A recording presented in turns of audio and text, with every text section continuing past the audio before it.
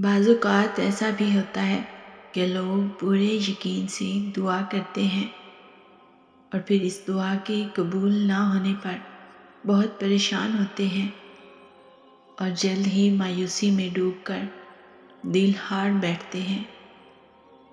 حالانکہ انسان یہ نہیں جانتا کہ اللہ اس کی کسی دعا کو رد نہیں کرتا، بلکہ اس کی قبولیت کے بھی کچھ خاص اشارے ہوتے ہیں۔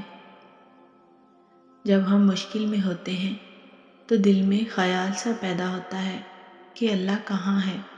تو سنو، اللہ فرماتا ہے کہ میں تمہاری شرح سے بھی زیادہ قریب ہوں، اور تم اپنے آنسوؤں کو اس دنیا کے آگے ضائع مت کرو۔ ان آنسوؤں کو قیمتی بناؤ، اور یہ آنسو قیمتی تبھی ہوں گے جب تم ان کو سجدے میں گراؤ گے اور خود کو رب کے حوالے کر دو۔ تب تمہیں وہاں سے تسلی بھی ملے گی اور سکون بھی، کیونکہ وہ بہترین قدردان ہے۔ اور جن لوگوں کی پہلی اور آخری امید صرف اللہ تعالیٰ کی ذات ہے، ان پر مصیبت اور پریشانیاں اثر انداز نہیں ہوتی۔ تم اللہ کو پکارو تو صحیح، وہ تو پہلی آواز پر ہی تھام لیتا ہے۔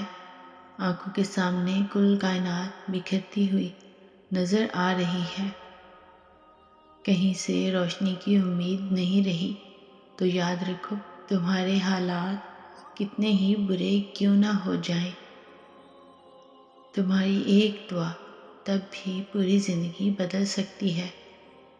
نصیب میں بھی اتنی طاقت نہیں جتنی تمہاری دعا میں ہے۔ جن راستوں پر اللہ تمہیں لے کر جاتا ہے، ان راستوں پر تم اکیلے نہیں چلتے۔ جب وہ غم کے حالات پیدا کرتا ہے تو وہ تمہیں ان حالات سے لڑنے کی ہمت بھی دیتا ہے۔ وہ نہ تمہیں خوشی میں تنہا چھوڑتا ہے نہ غم میں۔ بس صبر کرو، بے شک اللہ کا وعدہ سچا ہے۔ اپنے گناہ کی معافی مانگو، صبح و شام اپنے رب کی حمد کے ساتھ پاکیزگی بیان کرو، کیونکہ کبھی کبھی انسان بے بس ہو جاتا ہے، چاہ کر بھی اسے خاموش رہنا پڑتا ہے۔ وہ صبر سے کسی معجزے کا انتظار کرتا ہے، نم آنکھوں سے اپنے رب کی رحمتوں کا منتظر ہوتا ہے۔ پھر قرآن پاک سے اللہ کا جواب آتا ہے، اور تمہیں پروردگار عنقریب وہ کچھ عطا فرمائے گا کہ تم خوش ہو جاؤ گے۔ اللہ تمہیں اپنی چاہت سے گزار کر تمہاری چاہت تک لاتا ہے۔ جلد باز تم ہو، ورنہ وہ دیری نہیں کرتا۔ وہ جانتا ہے تمہاری دعاؤں کو کب اور کیسے تم تک پہنچانا ہے، تو پھر اللہ سے رابطہ مت توڑ دینا، صرف اس لیے کہ تمہارا اس سے اب تک رابطہ بحال نہیں ہو سکا جس سے تم بحال رکھنا چاہتے ہو۔ اور کچھ راتیں وہ نیند سے خالی رکھتا ہے، اس لیے تاکہ اس کا بندہ اس سے باتیں کرے۔ جب کوئی اس سے نہیں مانگتا تب اس کا بندہ اس سے مانگے، اور پھر وہ جو کسی کو نہیں ملا وہ تمہیں عطا کر دیا جائے۔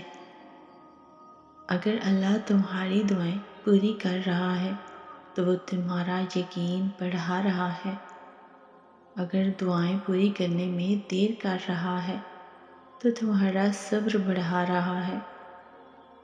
اگر تمہاری دعاؤں کا جواب نہیں دے رہا تو وہ تمہیں آزما رہا ہے، اس لیے دعا مانگتے رہو۔ وہ رحمان و رحیم ہے، اپنے بندوں کو مسلسل تکلیف میں نہیں دیکھ سکتا۔